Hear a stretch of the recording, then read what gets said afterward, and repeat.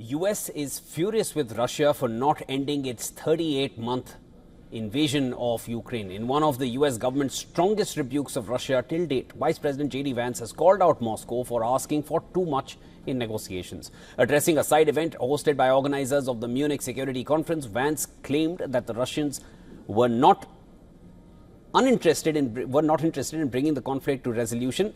They were not uninterested, but they were asking for a certain set of requirements, concessions in return.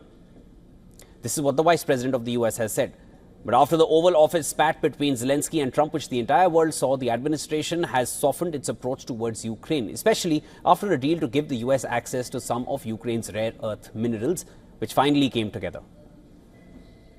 Right now, the Russians are asking for a certain set of requirements, a certain set of concessions in order to end the conflict.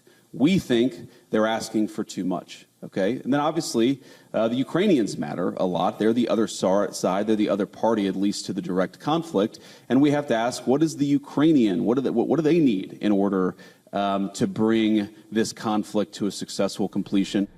The Vice President highlighted that the Trump administration wanted both Ukraine and Russia to engage in direct negotiations, as the US cannot mediate alone. Vance said the administration was helping the two sides agree to basic guidelines to start formal talks.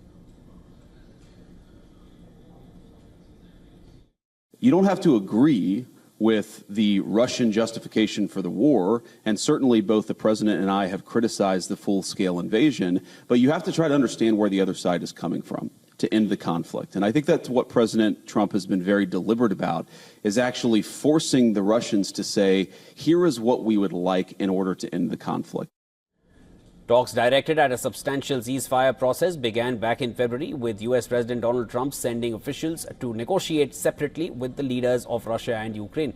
Ukraine has since agreed to a US proposal for a 30-day unconditional ceasefire, but Russia has not. And then Russia offered a 3-day ceasefire, which Ukraine was not interested in.